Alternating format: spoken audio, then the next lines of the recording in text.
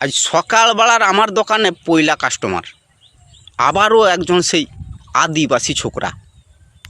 তো সে আইসা আমাকে কয়টে আমাকে গোটাই তাড়া দে। কথাগুলা আগেও শোনা, সেই জন্য বুঝতে আমার অসুবিধা হয়নি যে সে আমাকে একটা তালা চাবি চাইটে। তো আমি তাকে তালা চাবি দিচ্ছি, আর যা পয়সা হয় পয়সাও নিয়ে নিচ্ছি। তারপর সে নিজেই আমাকে কয়টে জানো ঘরে চোর হয়ে যাইটে, সৌজন্য তাড়াটা লিছি।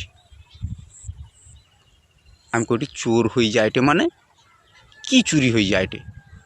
তখন সে কয়টে এখন তো মানে বাদাম তোলার কাজে যাই, সকাল সকাল ঘরে রান্না বান্না করি, খাই লিলি, তারপর ভাতে জল ঢাড়ি পান্ত করি, সে পান্ত আর তরকারি রাখি দি করি যাবা, কাজ করি এসি ঘরে দেখবা আর পান্ত নেই তরকারি বি নেই, সেটা চুরি করি খাই দেয় এটি জন। মানে ব্যাপারটা একটু ভাবো, চোর চুরি করার আর কোনো জিনিস পায়নি, শেষমেশ পান্ত চুরি করে খাইটে।